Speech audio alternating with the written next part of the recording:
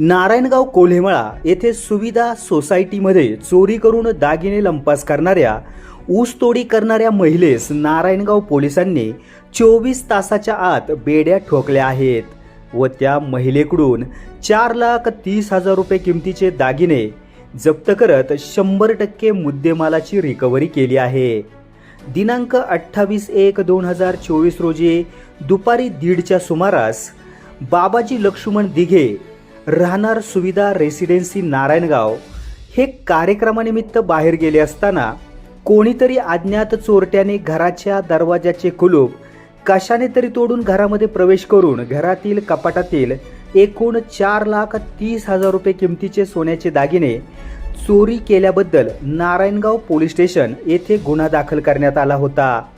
सदर गुन्ह्याचा तपास हाती घेऊन नारायणगाव पोलीस स्टेशनचे सहाय्यक पोलीस निरीक्षक श्री महादेव शेलार यांच्या मार्गदर्शनाखाली पोलीस उपनिरीक्षक जगदीश पाटील, पोलीस उपनिरीक्षक विनोद दुर्वे, पोलीस उपनिरीक्षक Sunil Dhanve, police constable Shailesh Waghmare, police constable Santosh, police constable Satyam Kelkar Salunke यांनी तात्काळ गुन्ह्याच्या घटनास्थळाला भेट देऊन कोल्हेमळा नारायणगाव व आसपासच्या परिसरातील 50 ते 60 CCTV फुटेज चेक करून सदर गुन्ह्यातील संशयित ऊसतोड करणारी महिला कविता नवनाथ बर्डे वय 23 राहणार निवृत्तीनगर विघ्नहर साखर कारखाना हिला ताब्यात घेऊन चौकशी केली असता सदर महिला आरोपीने गुन्ह्याची कबुली दिली असून एकूण 4,30,000 रुपये किमतीचे सोन्याचे दागिने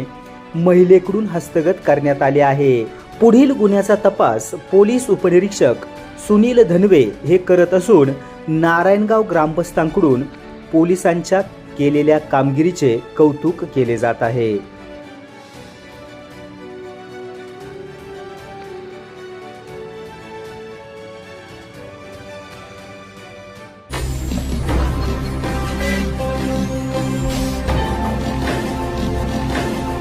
ताज्या घडामोडी आणि नवनवीन माहिती मिळवण्यासाठी